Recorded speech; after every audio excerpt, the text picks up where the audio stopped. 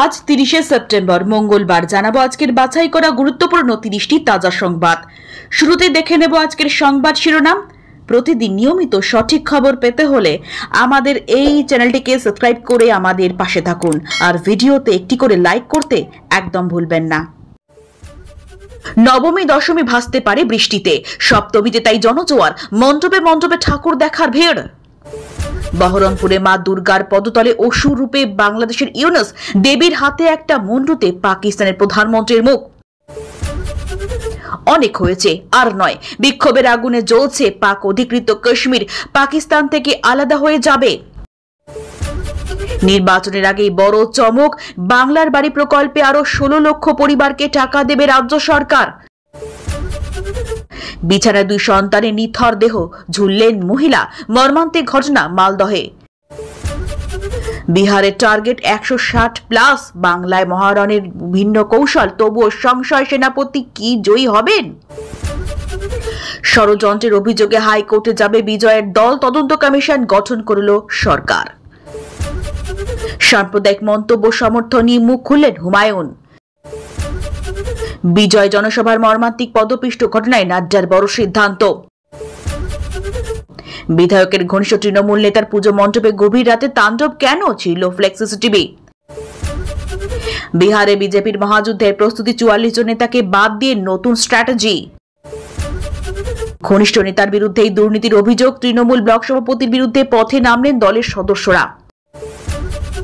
পশ্চিমবঙ্গ বিধানসভা নির্বাচনে মুসলিম ভোট পেতে নতুন পরিকল্পনা, বিজেপির কাজ শুরু পুজোর পরেই।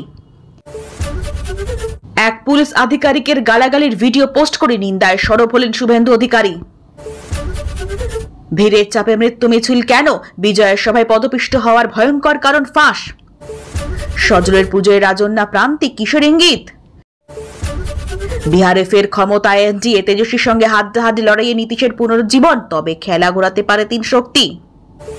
বিহারে আসন জট, সব শরিককে তুষ্ট করায় সমীকরণ খুঁজছে মহাজোট। বিদ্রোহের আগুনে জ্বলছে অধিকৃত কাশ্মীর, পাক সেনার গুলিতে একাধিক মৃত্যু, শঙ্কিত শাহবাজ। তামিলনাড়ুতে পদপিষ্ট ঘটনায় মৃত বেড়ে হলো 41, স্টালিনকে ফোন রাহুল গান্ধীর। প্রাক্তন শিক্ষামন্ত্রীর কি অবশেষে মুক্তি, পুজোতেই জেল থেকে ফিরছেন পার্থ চট্টোপাধ্যায়। সুরক্ষার প্রশ্নে কোনো আপোষ নয়, পুজো বন্ধ করার হুমকির পর সজল ঘোষের অভিযোগ খারিজ করল কলকাতা পুলিশ। নাবালিকাকে গণধর্ষণের অভিযোগ ঘিরে উত্তাল বাংলাদেশের পার্বত্য এলাকা গুইমারা, গুলিতে মৃত 3, মোতায়েন বিরাট বাহিনী। জয়ন সুরজের আর্থিক উৎস জানতে চেয়েছিলেন বিজেপি সাংসদ, উত্তরে কি জানাচ্ছেন প্রশান্ত কিশোর? এতক্ষণ শুনছিলেন সংবাদ শিরোনাম, এবার আসছে বিস্তারিত খবরে। বহরমপুরের দুর্গার প্রতিমার পদতলে ইউনুস ও পাকিস্তানের প্রধানমন্ত্রীর মন্ত্র, শিল্প না রাজনৈতিক বার্তা? বহরমপুরের একটি পুজো মণ্ডপ ঘিরে ব্যাপক বিতর্ক শুরু হয়েছে। দুর্গা প্রতিমার পদতলে দেখা গিয়েছে অসুর রূপে বাংলাদেশের নোবেলজয়ী মোহাম্মদ ইউনুসের মুখ আঁকা হয়েছে। শুধু তাই নয়, দেবীর হাতে থাকা কাটা মুন্ডুর মুখমণ্ডল হিসেবে রাখা হয়েছে পাকিস্তানের প্রধানমন্ত্রীর চেহারা। শিল্পী দাবি করেছেন এটি সম্পূর্ণ প্রতীকী চিত্রায়ন, যেখানে দুষ্ট শক্তিকে রূপকভাবে দেখানো হয়েছে।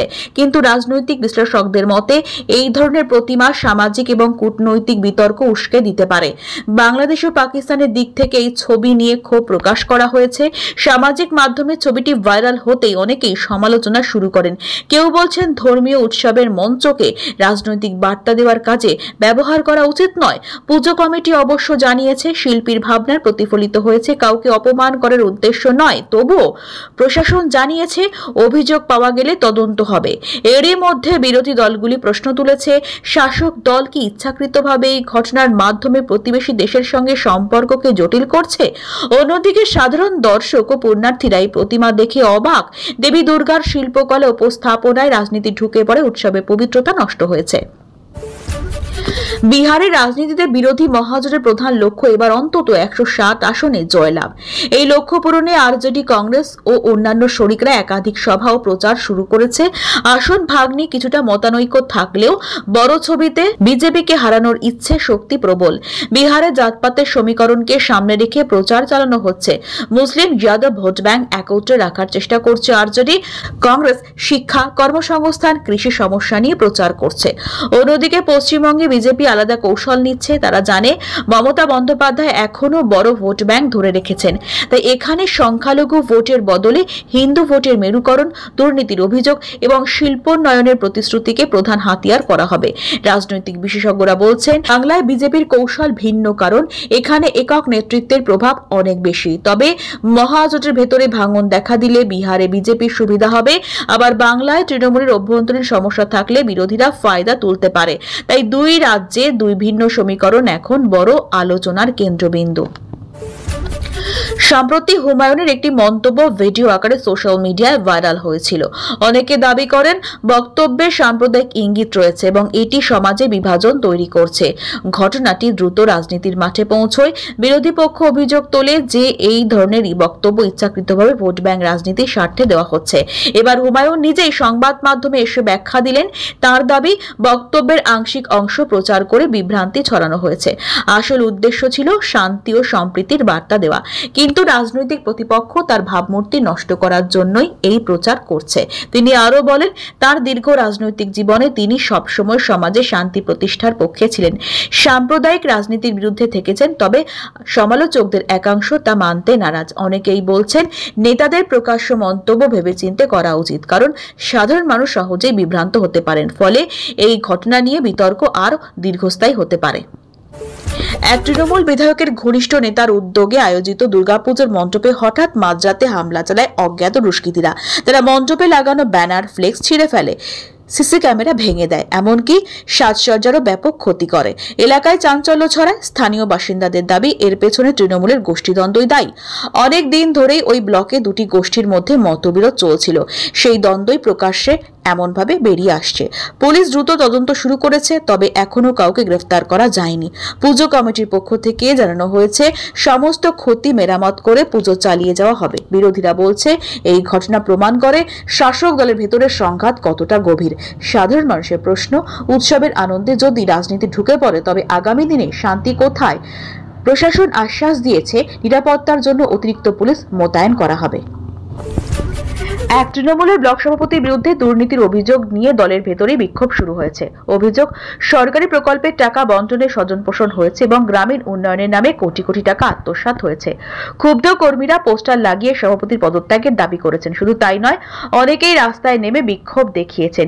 শীর্ষ নেতৃত্ব বিষয়টিকে গুরুত্ব দিয়ে দেখছে, তদন্তের আশ্বাস দিলেও কর্মীদের ক্ষোভ থামছে না। বিরোধীরা বলছে তৃণমূলের ভেতরেই দুর্নীতির স্বীকারোক্তি এবার প্রকাশ্যে এসেছে। ফলে সাধারণ মানুষের কাছে শাসক দলের ভাবমূর্তি আরো ক্ষুণ্ণ হবে। রাজনৈতিক বিশেষজ্ঞদের মতে নির্বাচনের আগে এই ভাঙন তৃণমূলের জন্য বিপদ ডেকে আনতে পারে। তবে সভাপতির ঘনিষ্ঠরা দাবি করছেন সমস্ত অভিযোগ মিথ্যা। তাদের কথায় বিরোধীরা ইচ্ছাকৃতভাবে দল ভাঙানোর জন্যই এই প্রচার চালাচ্ছে। সত্যি যদি দুর্নীতির প্রমাণ থাকে তবে আইনানুগ ব্যবস্থা হবে। পশ্চিমবঙ্গের আসন্ন বিধানসভা নির্বাচনকে সামনে রেখে বিজেপি মুসলিম ভোটারদের টার্গেট করার চেষ্টা করছে। দলের শীর্ষ নেতৃত্ব পুজো পরবর্তী সময় নতুন প্রচার পরিকল্পনা আনতে চলেছে। এই নিয়ে ইতিমধ্যে বিশেষ বৈঠক হয়েছে। মূলত শিক্ষা, চাকরি, সংখ্যালঘুদের সুরক্ষা, মাদ্রাসা আধুনিকীকরণ ইত্যাদি ইস্যুকে সামনে রেখে ভোটারদের আস্থা অর্জনের চেষ্টা হবে। বিজেপি নেতারা দাবি করছেন উন্নয়নের রাজনীতি সব ধর্মের মানুষের জন্য সমান, তাই সংখ্যালঘুদের জন্য আলাদা করে কোনো বিশেষ সুবিধা না দিলেও উন্নয়নের মাধ্যমে তাদের আস্থা অর্জন সম্ভব। তবে সমালোচকদের মতে বিজেপি দীর্ঘদিন ধরে সংখ্যালঘুদের আস্থাভাজন হতে পারেনি। গেরুয়া শিবিরকে অনেকেই সন্দেহের চোখে দেখেন। তাই এই নতুন প্রচেষ্টা কতটা ফলপ্রসূ হবে তা নিয়ে প্রশ্ন রয়ে গিয়েছে।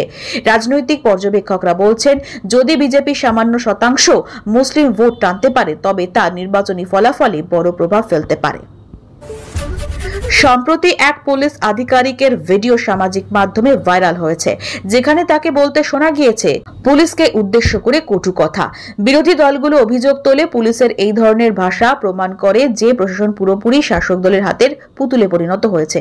শুভেন্দু অধিকারী সরব হয়ে বলেন সাধারণ মানুষের সুরক্ষা দেওয়ার দায়িত্ব পুলিশের, কিন্তু তারা নিজেরাই আইন ভঙ্গ করছে। তিনি অভিযুক্ত আধিকারিকের বিরুদ্ধে কঠোর শাস্তিমূলক ব্যবস্থা নেওয়ার দাবি করেছেন। সরকারি দিক থেকে এখনো স্পষ্ট কোনো মন্তব্য পাওয়া যায়নি, তবে সূত্রের খবর ভিডিওর সত্যতা যাচাই চলছে। সাধারণ মানুষ বলছেন পুলিশের কাছ থেকে এমন আচরণ অপ্রত্যাশিত। যদি রক্ষক ভয় দেখান তবে নাগরিকের নিরাপত্তা কোথায়? বিজয়ের সভায় ব্যাপক ভিড় জমে। অনুমানের তুলনায় বহুগুণ বেশি মানুষের সমাগমে শৃঙ্খলা ভেঙে যায়। ব্যারিকেড ভেঙে মানুষ একসঙ্গে এগিয়ে আসতেই পদপিষ্ট হওয়ার ঘটনা ঘটে। এতে বহু মানুষ আহত হন এবং কয়েকজনের মৃত্যু হয়। প্রত্যক্ষদর্শীরা জানিয়েছেন, সভায় পর্যাপ্ত নিরাপত্তা ব্যবস্থা ছিল না। এছাড়া অ্যাম্বুলেন্স ও চিকিৎসা পরিষেবা যথাসময়ে পাওয়া যায়নি। বিরোধী শিবির বলছে, প্রশাসনের গাফিলতিতেই এই ঘটনার মূল কারণ। তদন্তে জানা গিয়েছে, ভিড় নিয়ন্ত্রণে সঠিক পরিকল্পনার অভাব ছিল। অনেককে সময় মতো হাসপাতালে নিয়ে যাওয়া গেলে প্রাণ বাঁচানো যেত। নিহতদের পরিবার ক্ষতিপূরণ দাবি করেছে। সাধারণ মানুষ আতঙ্কিত হয়ে পড়েছেন। প্রশ্ন উঠছে, জনপ্রিয় নেতাদের সভায় যদি এভাবে প্রাণহানি ঘটে তবে সাধারণ মানুষের নিরাপত্তা কতটা নিশ্চিত? বিহারের আসন্ন নির্বাচনে মহাজোটের ভেতরে আসন ভাগ নিয়ে প্রবল টানাপোড়েন শুরু হয়েছে। আরজেডি সর্বাধিক আসন চায়, কারণ তাদের সংগঠন সবচেয়ে বড়। কংগ্রেসও পিছিয়ে আসতে রাজি নয়। বামপন্থীরা দাবি করছে, যেসব অঞ্চলে তাদের প্রভাব আছে সেখানে তাদের প্রার্থী দিতে হবে, কিন্তু শরিকদের দাবি দেওয়ার কারণে সমঝোতা কঠিন হয়ে উঠছে। শীর্ষ নেতৃত্ব আশ্বাস দিয়েছে, একসঙ্গে বসে সমাধান করতে হবে। তবে তৃণমূল পর্যায়ে অসন্তোষ বাড়ছে। রাজনৈতিক বিশেষজ্ঞদের মতে, যদি মহাজোটে ভাঙন ধরে তবে বিরোধী ভোট ভাগ হয়ে যাবে এবং বিজেপি লাভবান হবে। সাধারণ মানুষও এখন দ্বিধায়, সত্যি কি মহাজোট ঐক্যবদ্ধ থেকে বিজেপির বিরুদ্ধে লড়তে পারবে, নাকি আসন ভাগের জটেই ভেস্তে যাবে সমগ্র পরিকল্পনা?